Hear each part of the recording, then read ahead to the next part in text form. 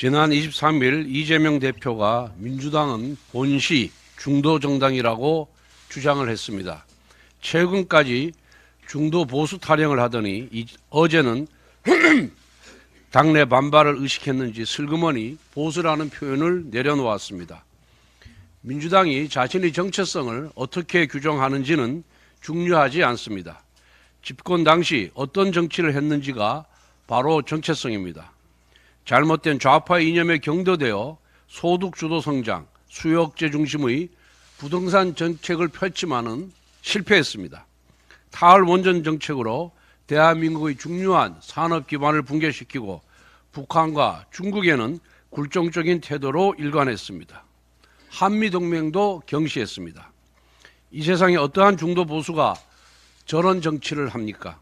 게다가 이재명 대표는 문재인 정부보다 더욱더 좌편향입니다. 예컨대 기본사회는 과거 공산주의자나 떠들었던 유토피아적 망상과 다르지 않습니다. 무엇보다 현재 이재명 대표는 대북 송금 사건으로 재판을 받고 있습니다.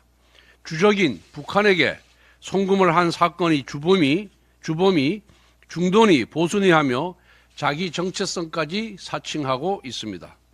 변호사 시절에는 검사를 사칭했고 결혼한 사람이 총각을 사칭했다는 의혹도 있었습니다. 이제는 당대표가 되어 보수까지 사칭하고 있는 것입니다. 이처럼 수많은 사칭까지 했으니 이제 무엇을 또 사칭하겠습니까? 최근 이재명 대표가 주장하는 정책도 문제입니다. 오늘은 발표하고 내일은 뒤집습니다. 반도체 특별법 주 52시간 예외조항 여부, 추경의 지역상품권 포함 여부, 상속세 완화 여부 등 뭐 하나 제대로 된 입장 정리가 없습니다. 정치인이 자기 소신이 없으면 진보도 아니고 보수도 아닙니다. 그저 기회주의자의 사기 행각일 뿐입니다. 인생 자체가 사기인 사람이 여의도까지 사기판으로 만들고 있습니다. 좌파 정당 민주당이 불법파업조장법, 즉 노조법 제2조 3조 개정안을 또다시 발의했습니다. 현 정부 들어 벌써 세 번째입니다. 이 법은 노조법상 사용자의 범위를 확대하고 근로자가 아닌 자의 노조 가입을 허용하고 불법 파업에 대한 기업의 손해배상 청구를 제한함에 따라 기업 현장을 1년 365일 파업 현장으로 만들겠다는 법입니다. 우리 헌법의 근간인 사유재산 제도의 핵심인 재산권을 제한하는 위험적인 법률입니다. 기업의 성장 발전이 곧 국가경제의 발전이라면서 기업을 적극 지원해야 한다라고 했던 신년 기조 헤게모니 잉크가 채 마르기도 전에 이재명표 민주당의 대표적인 반기업 악법을 다시 추진하기 시작한 것입니다. 이러니까 많은 국민들께서 도대체 이재명 대표가 말하는 대한민국은 어디로 나아갈 것인지 종잡을 수 없고 불안하다고 지적하는 것입니다.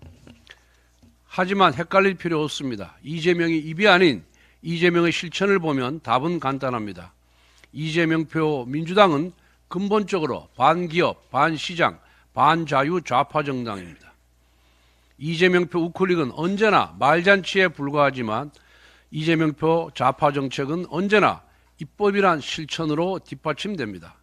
민주당이라는 트럭의 운전수는 좌충 우돌 난폭 운전 이재명 대표이지만 트럭의 주인은 민주노총입니다.